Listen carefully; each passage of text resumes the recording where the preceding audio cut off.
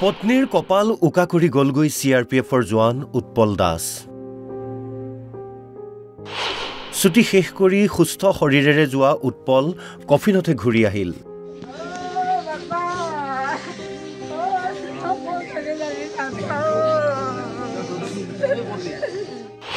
আধৰুৱা হৈ ৰল সপোনৰ ঘৰটি।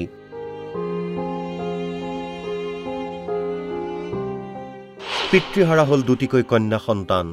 উৎপল দাসৰ ঘৰখনত শোকাকুল পৰিৱেশ।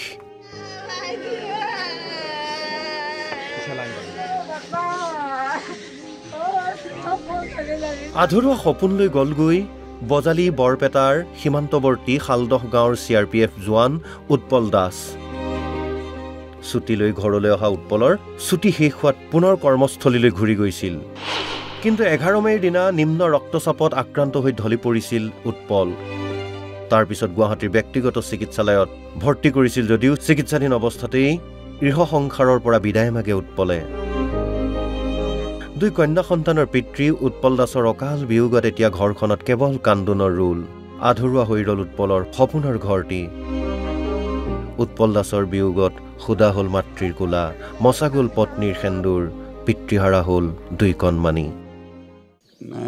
মানে 12 তাৰিখে অকস্মাত পৰি গ'ল বুলি ক'লে, মানে গধূলি খবৰ হ'লে আমাক ঘৰত। গধূলি আমি ততাতৈয়াকৈ গ'লোঁ, বৰপেটা মেডিকেলত ভৰ্তি কৰালে। বৰপেটাৰ পৰা ৰেফাৰ কৰিলে গুৱাহাটী মেডিকেল। গুৱাহাটীত যে আমি নাৰায়ণ মেডিকেলত 3 দিন ৰখাৰ পিছত সুস্থ নহ'ল। আৰু আকৌ GNRCত লৈ গ'লোঁ। GNRCত আমি 12 দিন ৰাখিলোঁ, কিন্তু অৱশেষত মানে ঢুকাই গ'ল। যোৱাকালি পৰহি দিনা ঢুকাইছে। কৰ্মটো বৰপেটাত আছিল, হেডকোৱাৰ্টাৰ হাউলি। কোম্পানী আছিল বৰপেটাত। 2জন ছোৱালী আছে, এজনীৰ বয়স 2.5 বছৰ, এজনীৰ বয়স 7 বছৰ। এইটো ঘৰ দুটা মানে এটা নিজৰ কাৰণে বনাই আছিলে, কমপ্লিট হওঁ অৱস্থা, কমপ্লিট কৰিব নোৱাৰিলে। আৰু সেইটো ভায়েকৰ কাৰণে বনাই আছিলে, সেইটোতো আৰম্ভই কৰিছে মাত্ৰ। এতিয়া আদৰতে ৰৈ গ'ল। আৰু সেইটোৱে উপাৰ্জন নাই আৰু কোনো নাই। এতিয়া এখেতেই আছিল উপাৰ্জন কৰা মানুহ। আৰু দেউতাক আছিল চাকৰি, দেউতাটো ৰিটায়াৰে হ'ল, মাক দেউতাক আছে। আহ্বান জনাম মানে যিখিনি আধৰুৱা কম ৰৈ গ'ল, যদি পাৰে যদি চৰকাৰে অলপ সহায় কৰি দিলে সুবিধা হয়। আৰু নহ'লে ফেমিলিটোৰ অৱস্থা গুৰুতৰভাৱে অসুস্থ হৈ যাব। উৎপল দাস মোৰ ভাইটি হয়। আৰু কিমান দিন ধৰি চাকৰি কৰি আছে? চাকৰি 11 চনত ভৰ্তি হৈছে। 11 চনত ভৰ্তি হৈছিলে।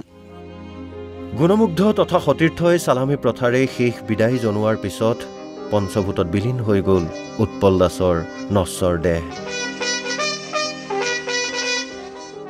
কয়াকুছিৰ পৰা ৰবিউল ইছলামৰ ৰিপৰ্ট, অসম লাইভ 24।